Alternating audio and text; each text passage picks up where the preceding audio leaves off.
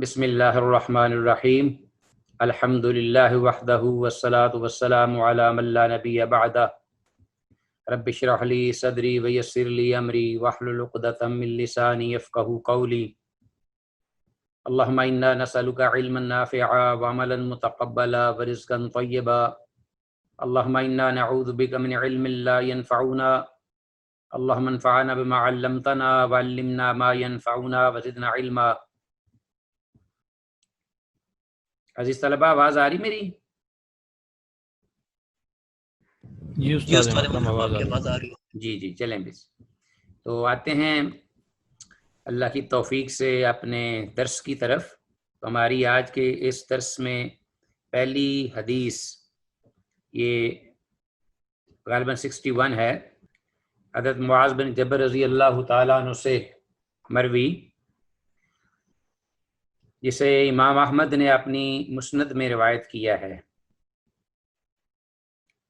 حدیث کو پڑھتے ہیں۔ عن معاذ رضی اللہ تعالی عنہ قال، کہتے ہیں حضرت معاذ بن جبل رضی اللہ تعالیٰ عنہ، اوصانی، مجھے وصیت فرمائی رسول اللہ صلی اللہ علیہ وسلم، اللہ کے رسول صلی اللہ علیہ وسلم نے، بعشر کلمات، 10 باتوں کی، 10 کلمات۔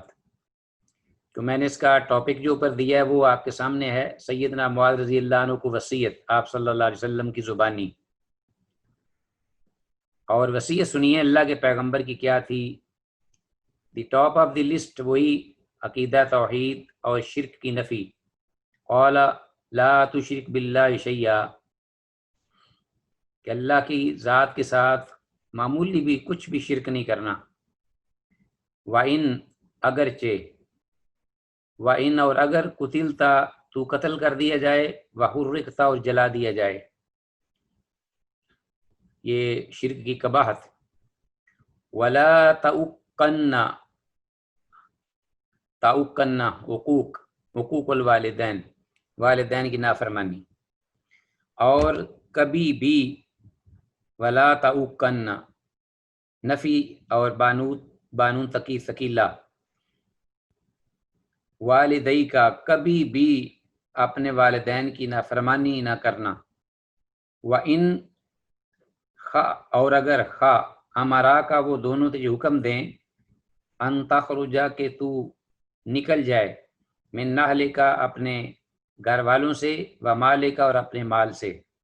تو گویا کہ جو دنیاوی مادی جو نعمتیں ہیں، اس عقیدہ توحید ایمان یا اللہ کے حکم کے سامنے وہ سب ہیچ ہیں۔ خواہ تجھے اپنے اہل اور مال چھوڑنے پڑیں تو اپنے والدین کی نافرمانی نہ کر۔ ولا تترکن، اسی طرح ہے، نہیں ہے، اور بانون ثقیلہ ہے توقید کے ساتھ۔ اور اسی طرح کبھی بھی، بھول کر بھی نہ چھوڑنا، صلاتن، نماز کو، مکتوبتن، جو فرض ہے، لکھی ہوئی، مکتوبہ، متعمدن، جان بوجھ کر فرض نماز نہیں چھوڑنا۔ فَإِنَّ مَن تَرَكَ، بس بے شک جس نے چھوڑ دی، صلاتن، مکتوبتن، فرض نماز، متعمدن، جان بوجھ کے، فقد بریت، پس تحقیق، بری ہو گئے، بے تعلق ہو گئے، لا تعلق ہو گئے، من، اس سے، ذمت اللہ، اللہ کا ذمہ، یعنی اللہ کی جو نگہداشت، اللہ کی کا ذمہ، اللہ کی نگرانی، اللہ کے ساتھ عہد و پیمان اس بندے کا وہ نہ رہا، اس سے وہ الگ ہو گیا۔ فقط بریت، من ذمت اللہ، اللہ کا ذمہ اس سے بری ہے، یعنی لا تعلق ہے۔ ولا تشربن، اور اسی طرح کبھی بھی نہ پینا، خمرن، شراب، فإنہ، پس بے شک وہ شراب، رأس، سر ہے، کل فاحشۃ، ہر فاحشہ چیز کا، یعنی راس مراد چوٹی یا پیک، انتہا جسے کہتے ہیں، کلائمیکس۔ تو یہ شراب، اسے کس کا نام ام الخبائث بھی اسی لیے کہا گیا ہے، ام الخبائث، اس کا معنی راس کل فاحشہ، راس الفاحشہ، ام الخبائث، ہر برے کام کی ماں. جڑ وَإِيَّاكَ اور بچ، جیسے کہتے ہیں نا إِيَّاكَ نَعْبُدُ، اور اس یہاں ہے إِيَّاكَ بچو. فَالْمَعْصِيَةَ یہ مفعول آگے آ گیا، جیسے إِيَّاكَ وَالْكَذِبَ، إِيَّاكَ وَالْحَسَدِ، حسد سے بچو، جھوٹ سے بچو، نافرمانی سے بچو. وَإِيَّاكَ اصل اس کا معنی ہے عَلَيْكَ أَن تَجْتَنِبَ او التزم او ابتعد عن المعصیہ فإن بالمعصیۃ، پس بے شک نافرمانی کے ساتھ حل اتر آتی ہے سخط اللہ، اللہ کی ناراضگی. نافرمانی ظاہر ہے کہ اللہ کی ناراضگی کا سبب ہے نافرمانی. وَإِيَّاكَ اور اسی طرح بچ، والفرار بھاگنے سے، وَإِيَّاكَ والفرار جیسے کہ إِيَّاكَ والحسد، إِيَّاكَ والکذب. وَإِيَّاكَ والفرار اور تو بچ بھاگنے سے، من الزحف مقابلے کے دن، مڈ بھیڑ کے دن. زحف مڈ بھیڑ یعنی آپس میں ٹکراؤ، حق و باطل کا، جنگ، جہاد، مارکا. وَإِنْ هَلَكَ النَّاسُ خواہ یا اگرچہ لوگ ہلاک ہو جائیں، لوگ ہلاک ہو رہے ہیں تو آپ نے فرار ہو کے نہیں جانا، میدان چھوڑ کے دشمن کے سامنے پیٹھ پھیر کر. وَإِذَا أَصَابَ النَّاسَ مَوْتٌ اور جب وَإِذَا أَصَابَ پہنچ جائے، پالے، الناس لوگوں کو، موت موت یعنی کوئی وبا آ جائے، مرض آ جائے، بیماری آ جائے، آفت آ جائے. وَأَنْتَ فِيهِمْ اور تو ان لوگوں میں ہو وہاں موجود، فَاثْبُتْ تو وہاں ٹھہر جا. جیسے آج کل کی صورتحال بنی ہوئی ہے، اس سلسلے میں یہ رہنمائی ہے. وَأَنفِقْ اور خرچ کر عَلَىٰ عِيَالِكَ اپنے اہل و عیال پر، گھر والوں پر، من طولک اپنی وسعت کے مطابق. جیسے قرآن میں کہتا ہے لِيُنْفِقْ ذُو سَعَةٍ مِّن سَعَتِهِ، صاحب وسعت جو ہے وہ اپنے اہل پر خرچ کرے اپنے اللہ کے عطا کردہ مال سے. تو اہل و عیال پر خرچ کرنا ایک ذریعہ ہے رزق کو پانے کا، بڑھانے کا، برکت کا. وَلَا تَرْفَعْ اور مت اٹھا، عنہم اہل و عیال سے، عصاک ساتھ یہ بھی بات ہے ان کے حق حقوق تو ادا کرنے ہی ہیں، خرچ اخراجات بھی بھرپور کھلے دل سے، اور ساتھ تربیت تعلیم بھی دینی ہے. اور تعلیم و تربیت میں اگر کچھ ڈانٹ ڈپٹ، کچھ تادیبی کارروائی بھی کرنی پڑے تو وہ کرنی ہوگی، اس لیے کہ تجھے حکم ہے کہ تو اپنے آپ کو بھی اور گھر والوں کو بھی آتش جہنم سے بچا. قُوْ أَنفُسَكُمْ وَأَهْلِيكُمْ نَارًا. تو یہ اگر چھڑی تادیبی یعنی ادب کی لاٹھی کے بغیر کام نہ بنے تو پھر وہ بھی استعمال کر. یہ اس وقت ہے جب اس کے بغیر چارہ نہ ہو کوئی، دوسرے سارے حرب استعمال کرنے کے بعد. وَلَا تَرْفَعْ عَنْهُمْ اور مت اٹھا ان سے عصاک اپنی لاٹھی، ادباً ادب کے لیے. وَآخِفْهُمْ فِي اللَّهِ اور ان کو اللہ کی ناراضگی کے بارے میں ڈراتا رہ. تو یہ اس طلبہ دیکھیے کتنی ماشاءاللہ کلیئر وصیت ہے رحمت للعالمین کی. اور یہ آپ بس پلے باندھ لیجئے یہ وصیت، اور اسی وصیت کو آپ بھی اپلائی کریں اپنے. ہمارے معاشرے میں بڑی ضرورت ہے، بڑے چھوٹوں پر، گھر والے، اہل خانہ پر. اور اسی طرح یہ میسج اور پیغام دینا چاہیے ہم سب کو کہ یہ وصیت ہے جو رسول اللہ صلی اللہ علیہ وسلم نے اپنے پیارے جلیل القدر حضرت معاذ بن جبل رضی اللہ عنہ کو فرمائی. امام احمد نے اسے روایت کیا. آگے آتے ہیں، اس کے بعد اس کے کچھ مسائل وسائل جو فوائد ہیں. یہ اس میں کچھ گڑبڑ ہے اس کی آج کی. یہ 61 یہ فوائد. اس حدیث کی سند منقطع ہے. دیکھو نا، یہ حدیث کی سند کے اندر انقطاع ہے جو اس کو ضعیف کر دیتا ہے. انشاءاللہ آپ پڑھیں گے مصطلح الحدیث میں یہاں وقت ضائع نہیں کرنا چاہتا. اس سلسلے میں منقطع کیا ہے، مقطوع کیا ہے، موقوف انشاءاللہ یہ عام اصطلاحات ہیں. تو سند کے اندر راوی ہے وہ گرا ہوا ہے، منقطع، انقطاع ہے. اب اس کے آگے کئی قسمیں ہیں.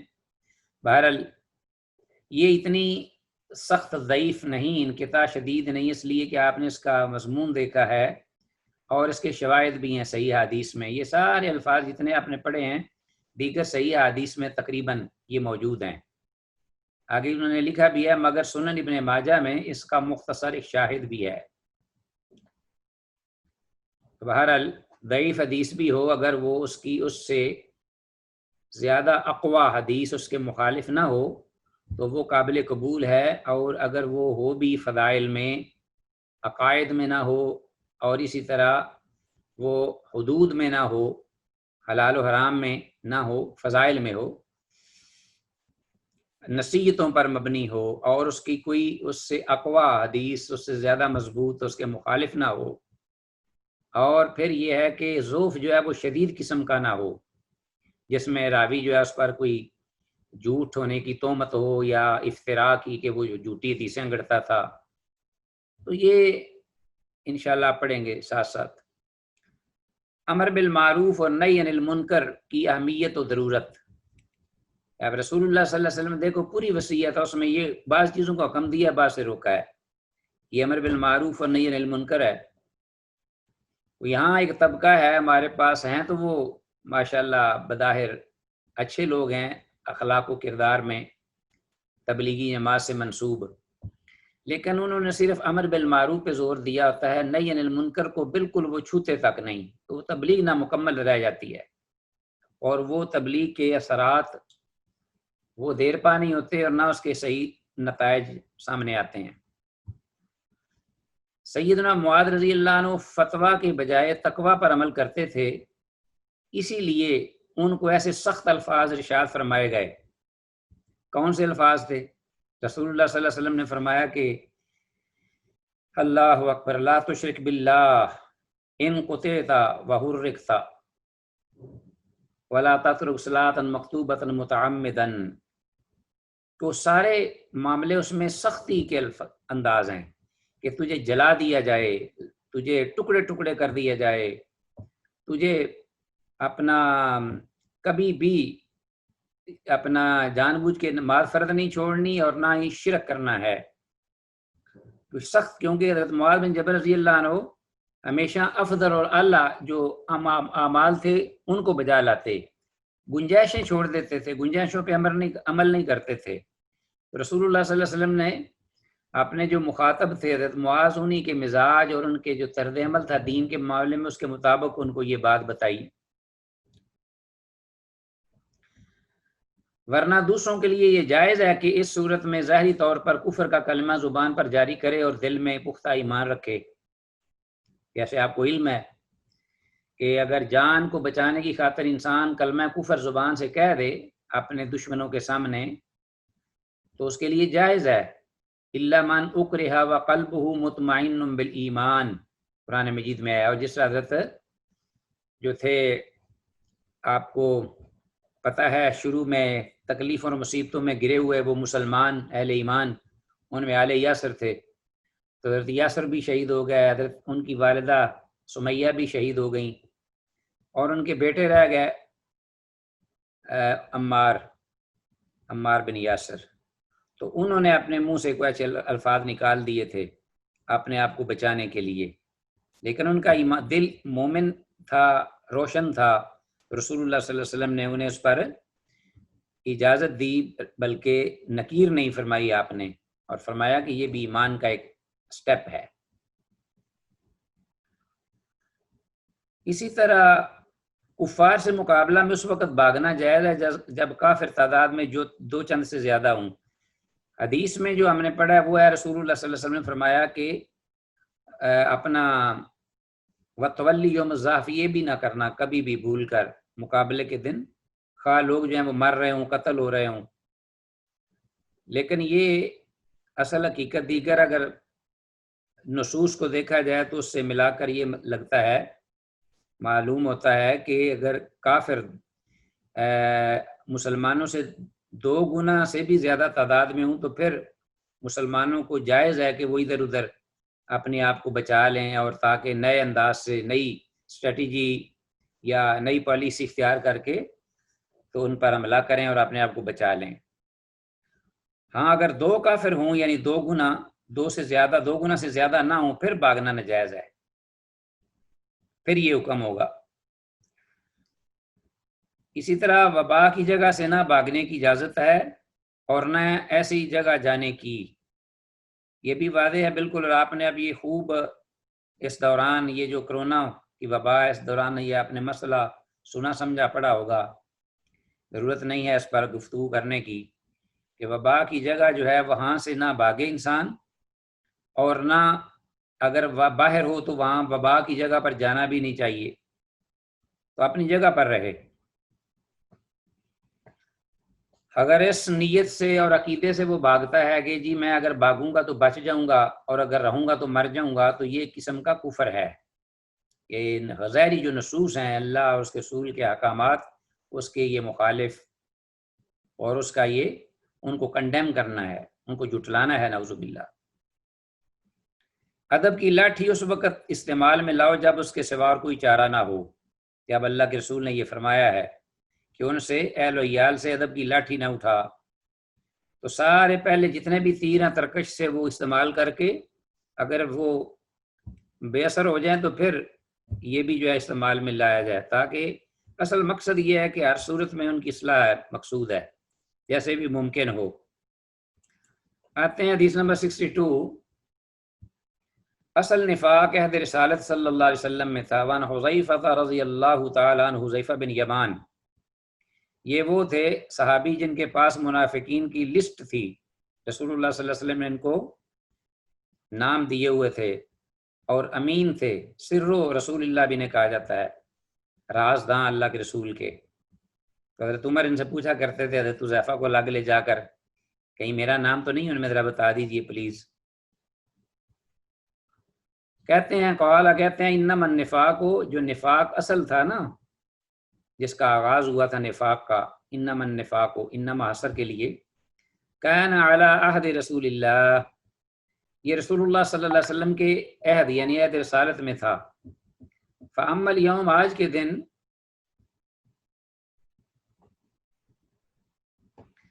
انما هو الکفر و الایمان، آج کے دن وہ نفاق کی صورت نہیں رہی عہد رسالت کے بعد، یا مسلمان تھا انسان ہوتا تھا یا کافر ہوتا تھا علی الاعلان۔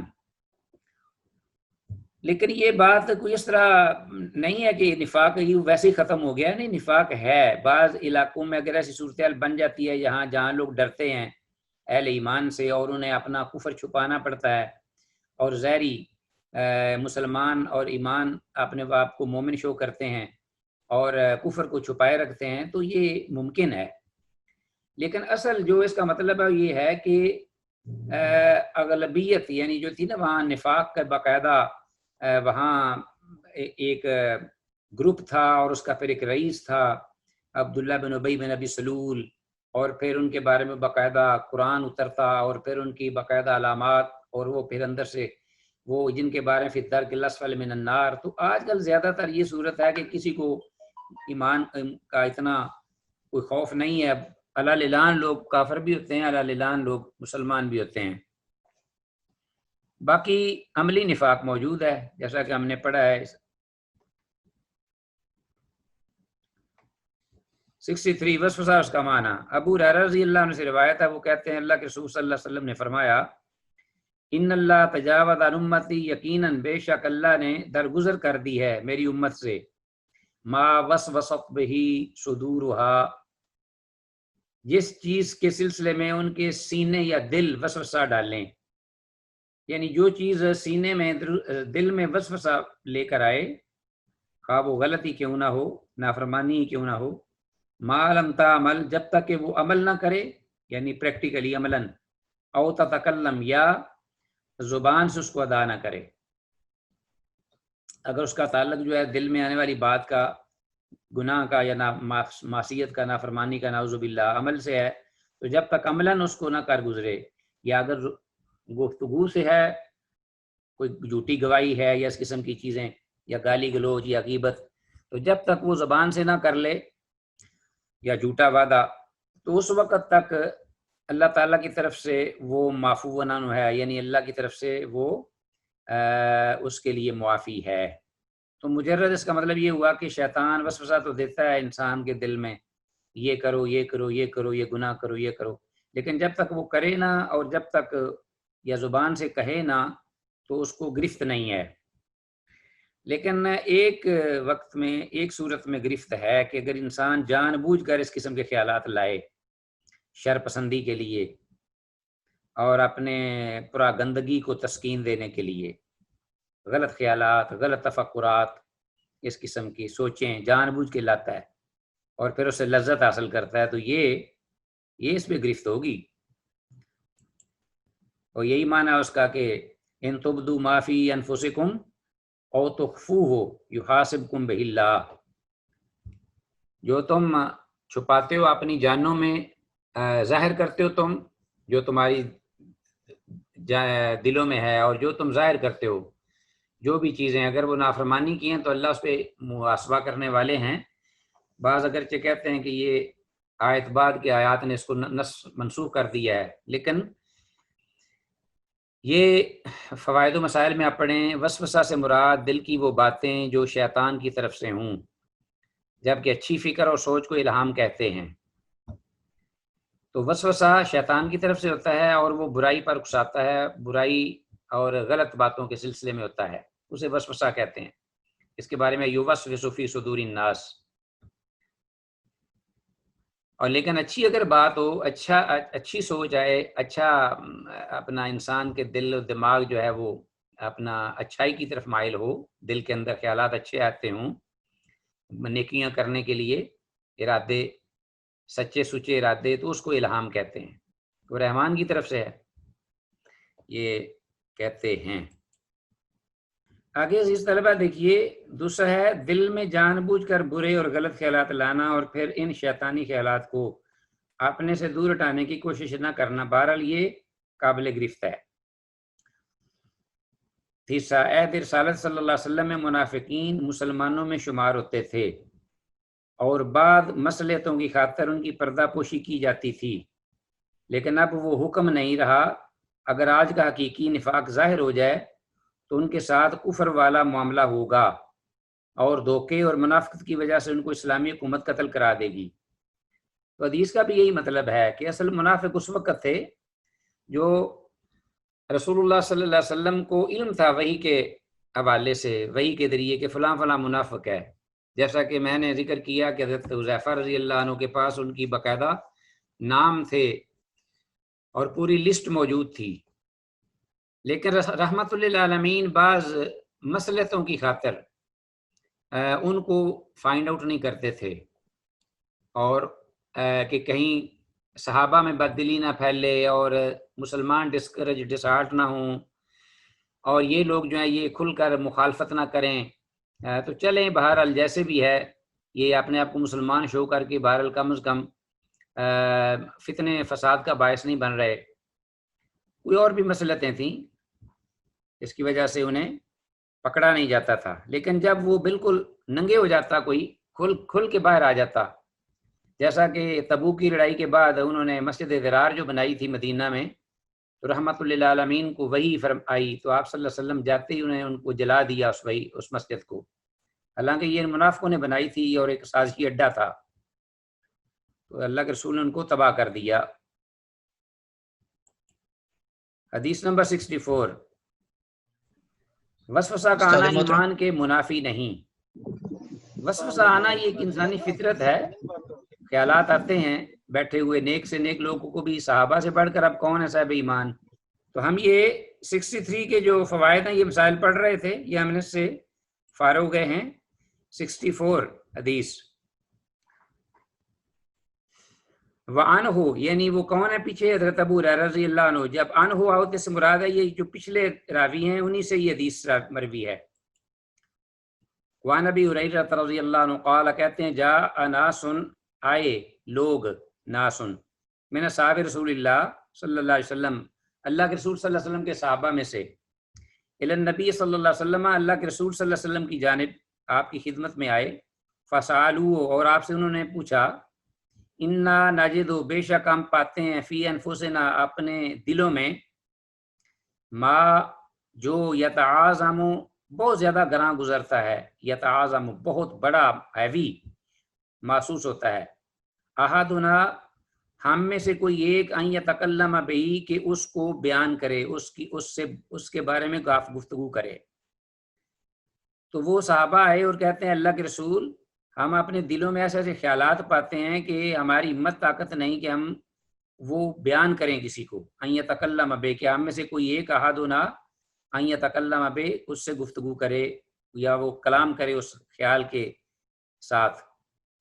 قال آپ نے فرمایا اوقد وجدتموہ کیا واقعی تم اس کو پاتے ہو، اس انداز کا، اس کیفیت کا کہ تم اپنے دل میں خیال لاتے ہو یا آتا ہے تمہیں خیال اور تم اسے بہت بڑا معاملہ سمجھتے ہو کہ ہم اس کو گفتگو کریں یا بتائیں کسی کو۔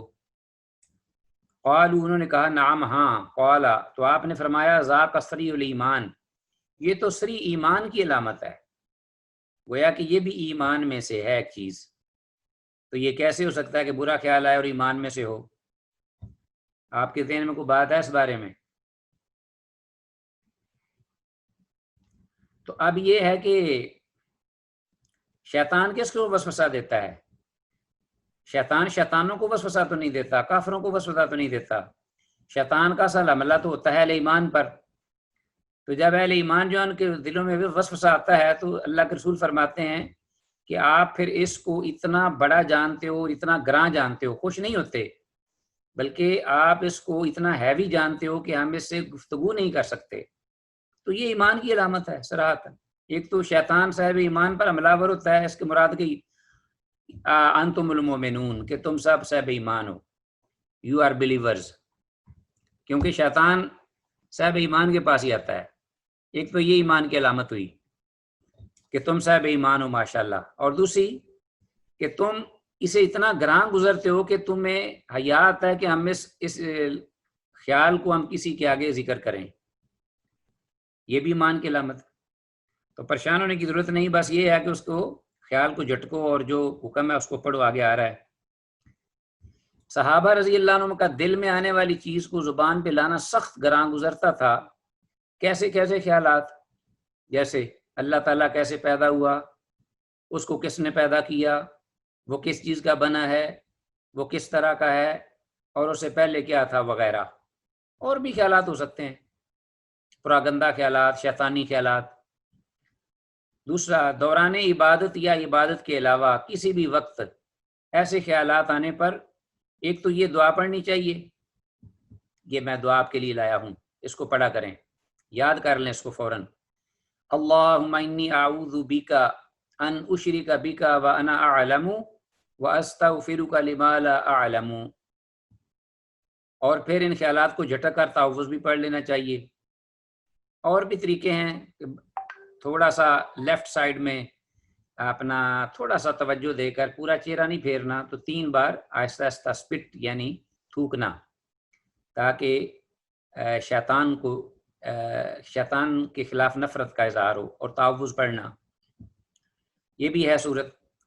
یہ دعا جو ہے یہ ایسی دعا ہے کہ کوئی بھی خیال آئے کسی بھی قسم کا، انسان کا کہیں اور توجہ چلی جائے عبادات میں، کوئی خیال آ جائے نہ چاہتے ہوئے، بھول جائے، تو آخر میں یہ پڑھ لے دعا انشاءاللہ، اے اللہ میں تیری پناہ چاہتا ہوں اس چیز سے کہ میں شرک کروں تیرے ساتھ، وانا عالم، اس حال میں کہ میں اس کو جانتا ہوں دانستہ، واستغفرک، اور میں تیری بخشش چاہتا ہوں، معافی چاہتا ہوں، لما لا اعلم، اس چیز سے جو نادانستہ ہو، جسے میں نہیں جانتا ہوتا۔ تو جانتے یا نہ جانتے جو بھی کام مجھ سے ہو جاتا ہے اللہ، میں اس سے تیری پناہ چاہتا ہوں۔ تو یہ انشاءاللہ اس کے ان خیالات کو دھو دے گا۔ نمبر 3، ایک چیز کو دل سے سخت برا جاننا اور پھر اسے زبان پر لانے کی بھی ہمت نہ پانا ایمان ہی کا تو اثر ہے اور وجہ ہے۔ تو یہ وہ حدیث میں جو بات آئی ہے۔ حدیث نمبر 65، شیطانی وسوسے کا انداز۔ یہ پہلے بھی ذکر ہوا ہے کچھ حصہ، تو آپ بالکل کلیئر ہے۔ حضرت ابو ہریرہ رضی اللہ عنہ سے ہی روایت ہے، قال کہتے ہیں قال رسول اللہ صلی اللہ علیہ وسلم، یاتی شیطان، شیطان آتا ہے، احدکم تمہارے، تم میں سے کسی ایک کے پاس، احدکم، فیقول، تو وہ یہ کیا کہتا ہے، کیا وسوسے دیتا ہے؟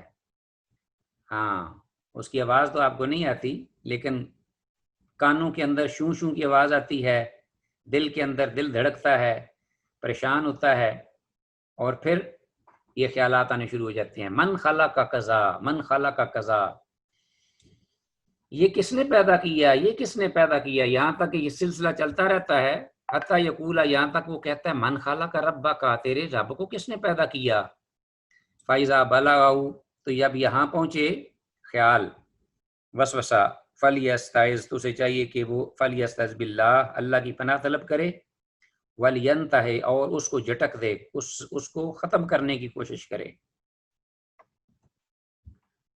یہ حدیث اپنے سے پہلی حدیث 64 کی وضاحت ہے کہ اس میں یہ چیز تھی کہ وسوسہ آتا ہے، لیکن یہاں ہے کہ وہ وسوسہ کیسے آتا ہے اور کیا کرنا چاہیے۔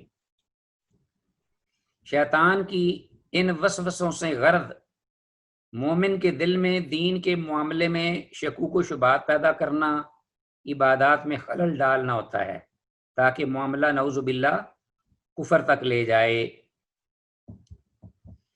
اللہ اکبر۔ تیسرا، وساوس کے سلسلے میں شیطان لعین نے انبیاء اور رسول علیہ السلام کو بھی نہیں چھوڑا۔ اسی بنا پر ہی تو اللہ جل شانہ نے نبی مکرم صلی اللہ علیہ وسلم کو یہ دعا پڑھنے کو کہا، وَقُلْ رَبِّ أَعُوذُ بِكَ مِنْ ہَمَزَاتِ الشَّيَاطِينِ وَأَعُوذُ بِكَ رَبِّ أَنْ يَحْضُرُونِ، کہ اے میرے پیغمبر صلی اللہ علیہ وسلم یہ دعا کرتے رہیے کہ پروردگار، میں شیطان کے کچوکوں سے آپ کی پناہ مانگتا ہوں، اور اس بات سے بھی آپ کی پناہ طلب کرتا ہوں کہ وہ میرے پاس حاضر ہوں۔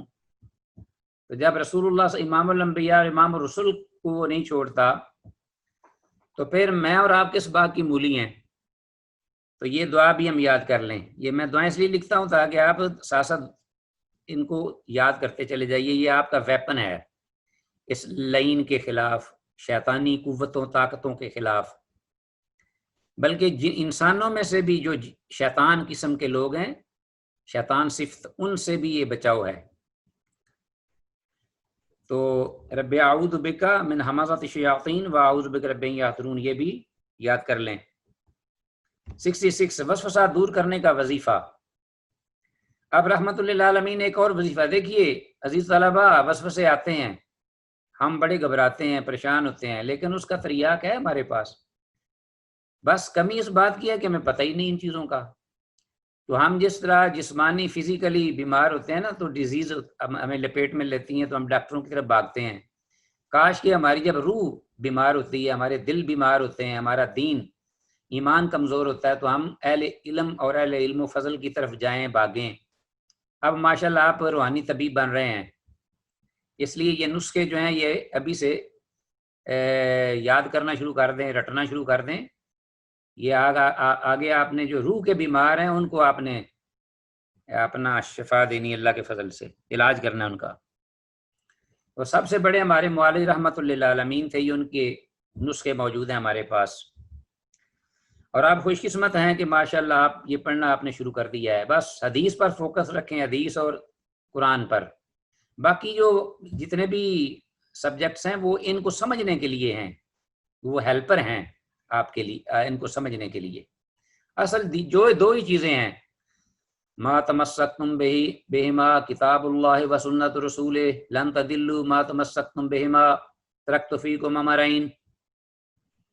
یہ حدیث ہے، اور ایک حدیث ماشاءاللہ، اور ایک حدیث شیخ انس صاحب کو پڑھاتے ہیں ماشاءاللہ۔ قرآن یہ وحی الہی، دونوں اللہ کی وحی ہیں۔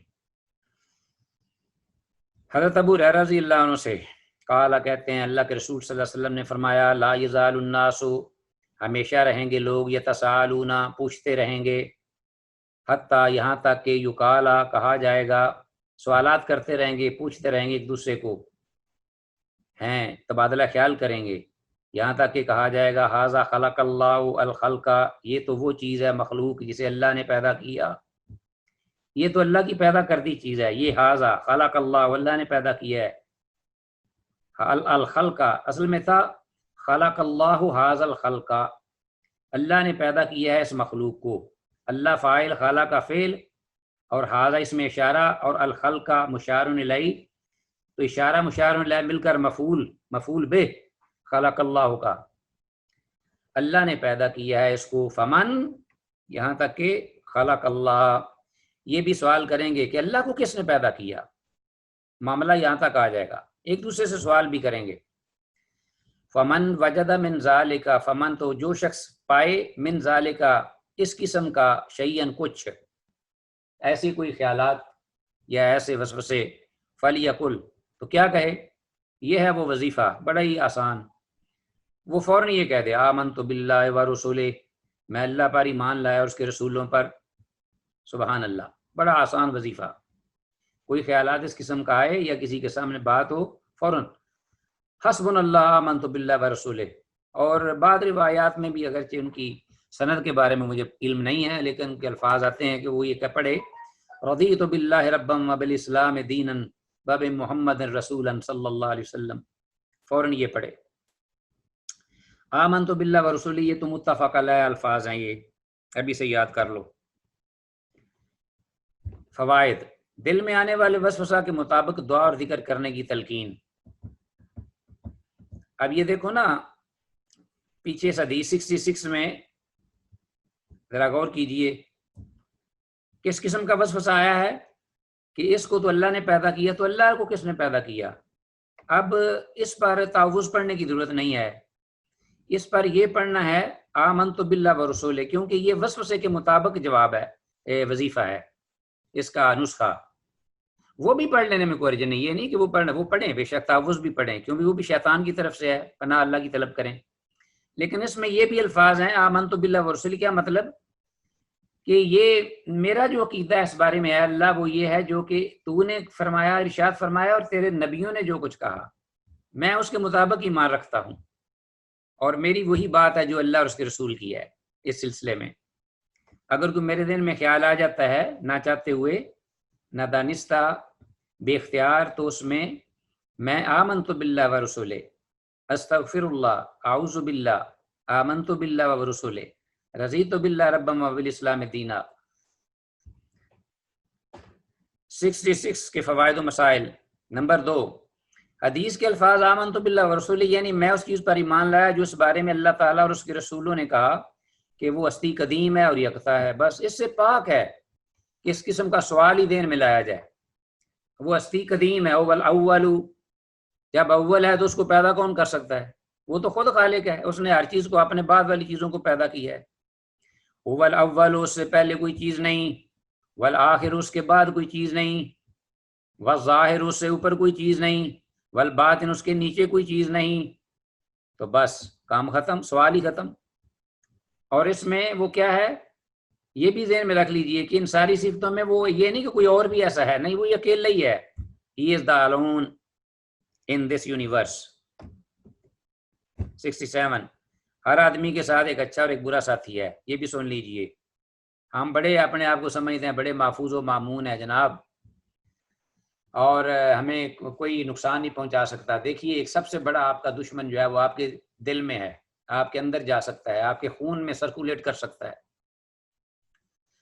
عبداللہ بن مسعود رضی اللہ عنہ سے روایت ہے، قال قال رسول اللہ صلی اللہ علیہ وسلم، اللہ کے رسول صلی اللہ علیہ وسلم نے ارشاد فرمایا، ما منکم من احد، ما منکم، تم میں سے کوئی ایک، تم میں سے نہیں ہے کوئی ایک، من احد الا، مگر وقد، تحقیق، وکلا بہی، وہ سپرد کیا گیا ہے اس کے ساتھ، کرین، اس کا کرین، کرین کہتے ہیں ساتھی، دوست، ہم جولی، ہی از مائی چم، لنگوٹیا یار، من الجن، جنوں میں سے، وقرینہ، اور اس کا ایک دوست، من الملائکۃ، فرشتوں میں سے، ایک شیطانی ساتھی ہے اور ایک رحمانی، ایک فرشتہ بھی ہے اور ایک شیطان جن بھی ہے، دونوں ساتھ ہو جاتے ہیں آپ کے، آپ اکیلے نہیں ہیں، یہ میں بتا دیں آپ کو۔ ہر آدمی، کوئی بھی اس جو ہے وہ اپنا نہیں ہے مستغنی۔ کالو، صحابہ نے پوچھا، وَإِيَّاكَ، اور آپ بھی یا رسول اللہ، اللہ کے رسول، آپ کے ساتھ بھی ایسا معاملہ ہے؟ اس لیے میں نے اوپر عنوان دیا ہے ہر آدمی کے ساتھ، عام آدمی سے لے کر ایک پیغمبر تک، ہر آدمی۔ آپ نے فرمایا قال وإیایا، ہاں میرے ساتھ بھی یہی معاملہ ہے، ولکن اللہ، اور لیکن اللہ نے اعاننی، اللہ نے میری کیا کیا ہے، میری مدد فرمائی ہے۔ سبحان اللہ۔ کہتے ہیں مولا علی مشکل کشا، اللہ کے رسول مشکل کشا۔ دیکھو یہاں پیغمبر جو ہیں وہ محتاج ہیں، فقیر ہیں اپنے اللہ کے، اس شیطان کے بارے میں جو ان کے ساتھ ہے، ہمارے ساتھ بھی ہے۔ فبانگے دول کہتے ہیں، اور لیکن اللہ نے ہماری مدد فرمائی ہے، میری مدد کی ہے، علیہ، اس میرے شیطان پر میری مدد اللہ نے کی۔ فاسلم، اور وہ مطیع ہو گیا ہے، یہ نہیں کہ وہ مسلمان ہو گیا ہے اور اس نے کلمہ پڑھ لیا، اسلامہ کا معنی یہاں لغوی ہے کہ وہ مطیع ہو چکا ہے میرا۔ فلا یامرنی، اور نہیں وہ مجھے حکم دے سکتا، الا بخیر، مگر وہ خیر کا ہی۔ تو اللہ رب العالمین کے حکم سے، اللہ کی قدرت سے وہ جو ہے وہ میرے مطیع ہو گیا ہے، میرے زیر فرمان ہو گیا ہے۔ وہ آتا تو ہے میرے پاس، ہے میرے ساتھ، لیکن وہ مجھے اکسا نہیں سکتا، اپنی منوا نہیں سکتا، اپنی مرضی منمانی نہیں کروا سکتا۔ اللہ میرے ساتھ ہے، اور اللہ نے مجھے اس پر غلبہ دیا ہے اپنی قوت سے، طاقت سے۔ 67 کے فوائد و مسائل۔ عام امتی سے لے کر ایک پیغمبر تک ہر شخص کے ساتھ ایک جن اور ایک فرشتہ ہوتا ہے۔ نمبر 2، جن یعنی شیطان برے وسوسے سے ڈالتا ہے، جبکہ فرشتہ اچھی باتیں سکھاتا اور بھلائی کا الہام کرتا ہے، اور اس کا نام ملہم ہے۔ ملہم جو کہ اچھی باتیں یعنی الہام کرنے والا، اور شیطان کا نام وسواس ہے جو وسوسے ڈالتا ہے، وسواس، یوسوس فی صدور الناس۔ نمبر 4، فرشتے اور شیطان کی یہ ہم نشینی پیدائش سے لے کر موت تک ہے۔ یہ جب بچہ پیدا ہوتا ہی ہے تو جناب شیطان اپنا کرکارا، چل بھئی اب مرتے تک تو نے اس کا ایمان سلب کرنے کے لیے پوری کوشش کرنی ہے، یہ جانے نہ پائے، یہ تیرا شکار ہے، صاف ہو جائے اس کے۔ اور اللہ کی طرف سے فرشتہ بھی آ جاتا ہے اس کے ساتھ۔ اب انسان کے لیے ہے کہ وہ ان دونوں کو میں سے کس کو غلبہ دلاتا ہے، اپنے اعمال سے، کردار سے، اپنی زندگی کی، اپنا سیرت سے، صورت سے، انداز سے۔ فرشتے کو وہ غالب کرتا ہے اپنے حق میں یا کہ شیطان کو۔ رسول اللہ صلی اللہ علیہ وسلم پر بھی وہ وار کرنے سے نہیں رکتا، مگر آپ صلی اللہ علیہ وسلم کو اللہ تعالیٰ نے اسے محفوظ کر لیا تھا۔ 68، شیطان کو دیے گئے اختیار کی حد۔ یہ جو دیے گئے اختیار ہیں نا، کتنے اختیار ہیں شیطان کو جو دیے گئے ہیں، اس کی حد کیا ہے، انتہا کیا ہے، یہ ہے اس میں۔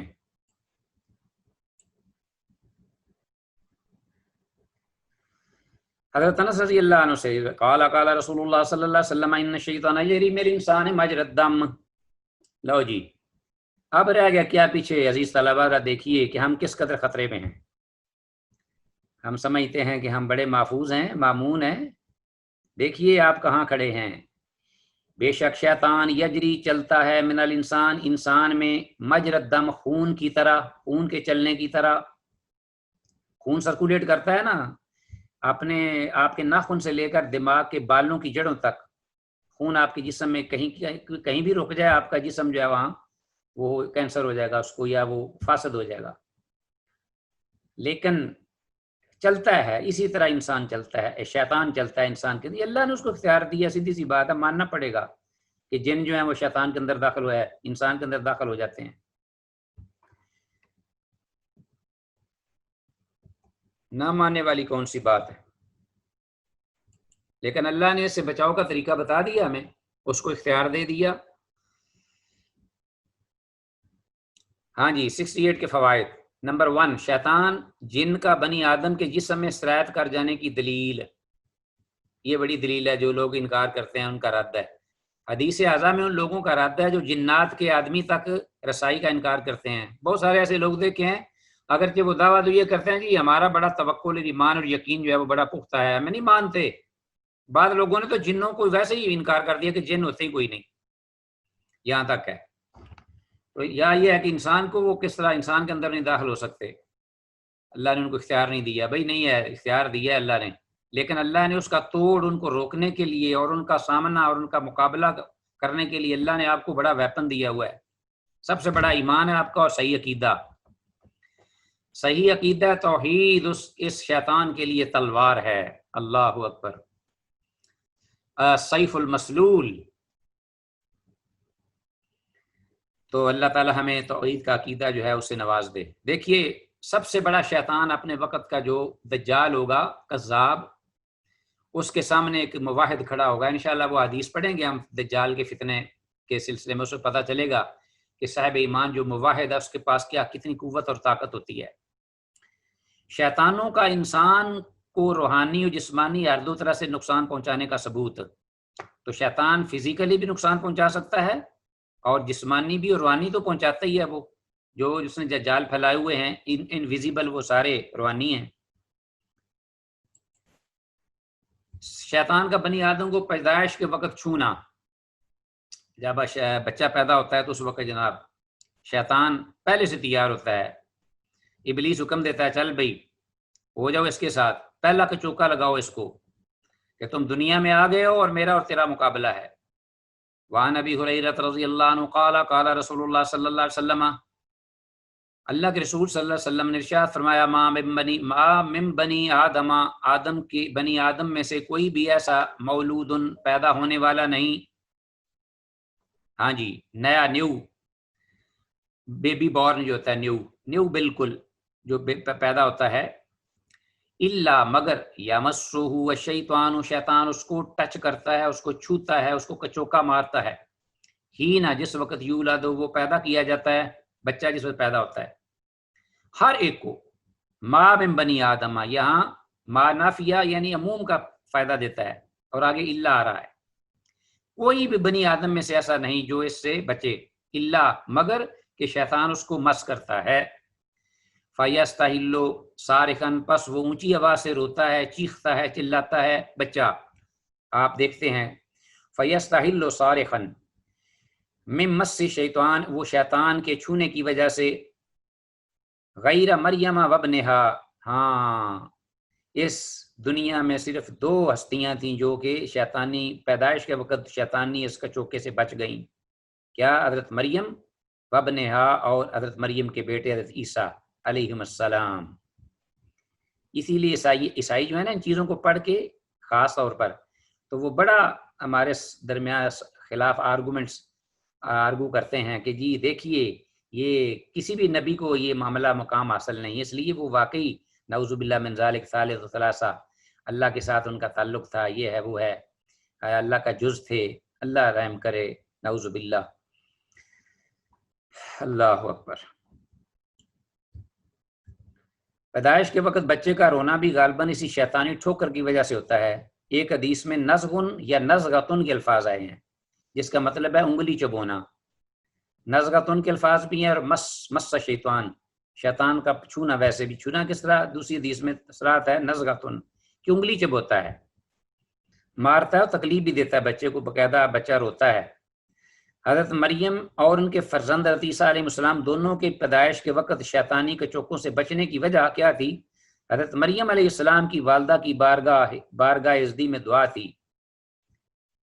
حضرت مریم کی جو والدہ تھیں حضرت حنا، حضرت عمران کی وائف اہلیہ، ان کی یہ دعا تھی پیدائش کے وقت جسے شرف قبولیت سے نوازا گیا، اور اس کا میں نے ریفرنس دے دیا ہے سورہ آل عمران میں، عزیز طلبہ آپ نے دیکھنا ہے وہ کون سی دعا ہے، اور اسی سے ملتی جلتی دعا جو ہے رسول اللہ صلی اللہ علیہ وسلم نے اپنی امت کو سکھلائی ہے کہ وہ اپنے لیے اور اپنے چھوٹے بچے جو ہیں اور اپنی اولاد ان کو پڑھ کر ان سے دم کیا کریں۔ اعیذکما بکلمات اللہ التامات من کل شیطان وہامۃ ومن کل عین لامہ۔ اور حضرت مریم کی والدہ نے جب منت مانی کہ بیٹا میں تیری راہ میں اللہ اس کو وقف کروں گی، تو وہ بچی پیدا ہوئی۔ فلما وضعتها قالت رب انی وضعتها انثى وليس الذكر كالانثى واني سميتها مريم واني اعيذها بك وذريتها، یہ ہے، یہ الفاظ ہیں، واني اعيذها بك وذريتها۔ نبیوں اور پیغمبروں کے یہ خاندان، یہ گھرانے کس قدر اللہ کی بارگاہ میں یہ نیک اور کس قدر برگزیدہ تھی ہستیاں، لیکن دیکھو کس طرح فقیر بن کر اپنے ان بچوں کو اپنے اللہ کی کفالت میں اور اللہ کی جو ہے نگرانی میں اور حفاظت میں دے رہے ہیں۔ وَإِنِّي أُعِيذُهَا بِكَ وَذُرِّيَّتَهَا، اور اے اللہ میں اس بچی کو اور اس کی آگے اولاد کو بھی تیری پناہ میں دیتی ہوں۔ اللہ اکبر۔ پھر دعا اللہ نے کیسے قبول کی؟ ہماری بھی اللہ سے ہی سنتا ہے۔ جو عزیز طلبہ آپ نے یہ دعائیں یاد کرنی ہیں۔ والدین خصوصاً والدہ کو بچے کی پیدائش کے وقت اس دعا کا اہتمام کرنا چاہیے۔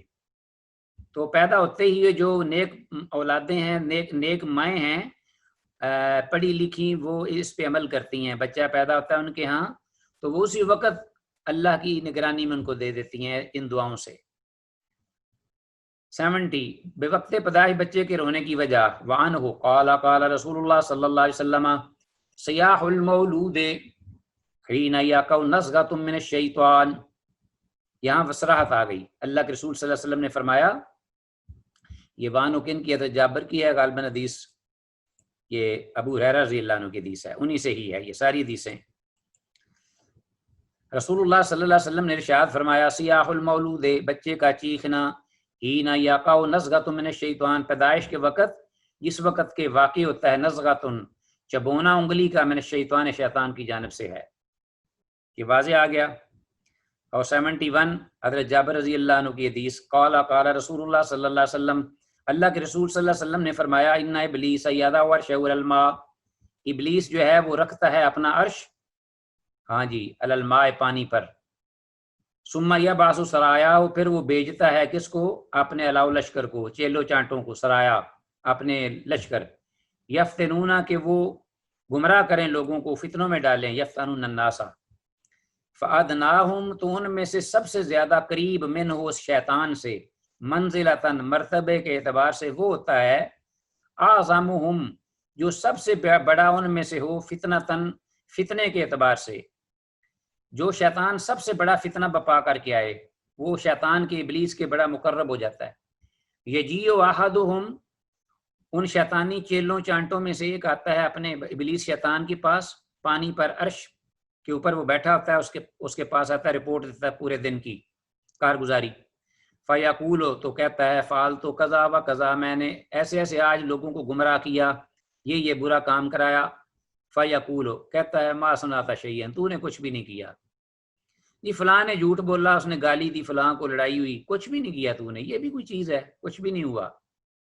قالا پھر وہ کہتا ہے ایک، ثم یجیء راوی کہتے ہیں پھر ایک آتا ہے، احدہم میں سے کوئی ایک، فیقول تو وہ کہتا ہے، ایک رپورٹ دیتا ہے شیطانی چیلا اپنے ابلیس کو، وہاں وہ تخت پر برجمان ہوتا ہے پانی پر، بعد میں آخر پہ، ما ترکتہ، نہیں چھوڑا میں نے اس شخص کو، اس ہسبینڈ کو میں نے نہیں چھوڑا، حتیٰ یہاں تک کہ فرقت بینہ، کہ جدائی ڈال دیا میں نے اس کے، وبین امراتی، اور اس کی بیوی کے درمیان، میاں اور بیوی کے درمیان جدائی ڈال آیا ہوں۔ قالا راوی کہتے ہیں کہ فایدنی، تو وہ اس کو اپنے قریب کر لیتا ہے، منہ اپنے، وہ شیطان ابلیس اس کو فوراً اپنے پاس پکڑ کر اس کو اپنے قریب بٹھا لیتا ہے، ویقول اور کہتا ہے، نعم انت، ہاں جی، ویل ڈن ویل ڈن، یہ ٹائٹل مل جاتا ہے ابلیس شیطان کی جانب سے، نعم انت، کیا خوب تو نے کمائی کی آج۔ امام احمد کہتے ہیں کہ اراہو، میرا خیال ہے کہ قال، حدیث کے جو راوی ہیں انہوں نے یہ کہا کہ فَيَلْتَزِمُهُ، کہ وہ صرف یہاں تک ہی نہیں کہتا بلکہ وہ اس کو بغل گیر ہو جاتا ہے، جپی لگاتا ہے اس کو، فَيَلْتَزِمُهُ، تو یہ انتہا ہے کسی کے قرب کی۔ ہاتھ ملانا، السلام علیکم، ٹھیک ہے جی کافی ہے، وہ مجھے جانتا ہے، آگے اس کے اور زیادہ قریب کرنا ہو کسی کو تو ہاتھ ملائے گا، ہاتھ ملانے سے بھی آگے معانقہ کرے گا تو وہ اور زیادہ قریب ہے۔ رواه مسلم۔